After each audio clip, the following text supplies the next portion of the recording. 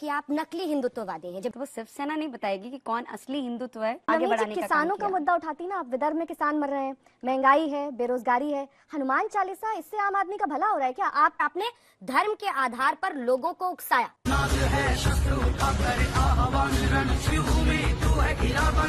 तो inciting violence, आपने उकसाया लोगों को, एक धर्म के लोगों को मत। चलो भाई दोस्तों, जिसे गोदी मीडिया भी धज्जियां उड़ाते हुए पनौती साबित कर दे, उसका नाम है नवनीत राणा, जिसके हारने पर गोदी एंकर न सिर्फ मजे ले रहे हैं बल्कि बखिया भी उधेड़ रहे हैं। कैसे, देखिए। शिवसेना का कहना है कि आप नकली हिंदुत्ववादी हैं। जब जय श्री राम के नारे बीजेपी संसद में लगा रही थी तो आपको ऐतराज था, लेकिन अब आप हनुमान चालीसा मातोश्री के बाहर जाकर पढ़ना चाहती हैं। अगर वो किसी को ठेकेदारी दे दी है तो वो शिवसेना नहीं बताएगी कि कौन असली हिंदुत्व है, क्योंकि आज तो उनके बैनरों पे लग रहा है कि वो असली और वो दूसरे नकली हैं।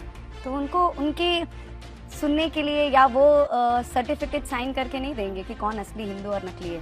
झगड़े तो उनमें हो रहे हैं असली नकली के आगे बढ़ाने का। किसानों का मुद्दा उठाती ना, आप विदर्भ में किसान मर रहे हैं, महंगाई है, बेरोजगारी है, हनुमान चालीसा, इससे आम आदमी का भला हो रहा है क्या? आप उसी की लड़ाई में हमारे जो विधायक है रवि राणा जी 3 बार किसानों के मुद्दों पे जेल में जाके आए हैं। तो इस बार हनुमान चालीसा क्यों? मुझे लगता है कि इस दिवाली में भी हमने किसानों के मुद्दे पे 9 दिन रवि जी जेल में रहकर उनकी मांगे नहीं मानी गई उद्धव ठाकरे के तरफ से करके वो जेल में सिर्फ किसानों के मुद्दे पे थी। आज बेरोजगारी 3 गुना ज्यादा मेरे महाराष्ट्र में है।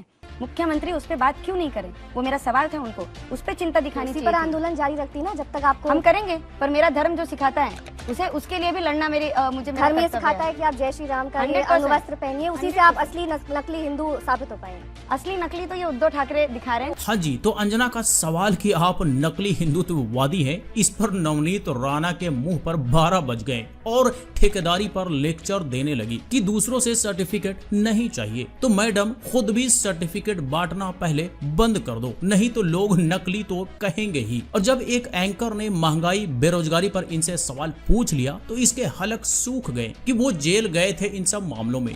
पर अपनी बात करो ना मैडम कि तुमने क्या किया। महंगाई और बेरोजगारी पर मोदी सरकार से ही सवाल पूछ लेते कि आजादी के बाद पहली बार इतनी महंगाई और बेरोजगारी क्यों है, पर ये पूछेंगी नहीं तो इसके पार्टी अमरावती की जनता की तरह ही इसे बाहर का रास्ता दिखा देगी। तो अगर ये इन सारे मुद्दों पर अगर चुनाव लड़ती तो शायद जीत भी जाती, लेकिन ये भाजपा के नक्शे कदम पर चली, नफरत वाली राजनीति करने चली, तो जनता ने अमरावती से खदेड़ कर रख दिया। लेकिन जो आरोप है वो ये है कि एक तो वही देशद्रोह का मुकदमा 124 से आप पर लगा, दूसरा ये कि आपने धर्म के आधार पर लोगों को उकसाया, इंसाइटिंग वायलेंस, आपने उकसाया लोगों को। एक धर्म के लोगों को मतलब वो भी तो चिल्ला चिल्ला के कहते हैं स्टेज पे, मैं हिंदू हूँ, मैं असली हूँ, तो फिर हनुमान चालीसा से दिक्कत क्यों? तो हनुमान चालीसा तो आप घर बैठ के भी पढ़ सकती थी। मैंने आपने मातोश्री को ही क्यों चुना? मैं आप चाहती थी कि सुर्खियां बने, आप चाहती थी कि वहाँ भीड़ जुटे, आप चाहती थी कि कंट्रोवर्सी बने। ये सब तो आप पहले से सोच कर गई होंगी ना कि मातोश्री के आगे अगर हनुमान चालीसा का पाठ करेंगे तो ऐसे तो नहीं बचने वाली। मैं आपको बताती हूँ, हमारे अमरावती में मैं हर साल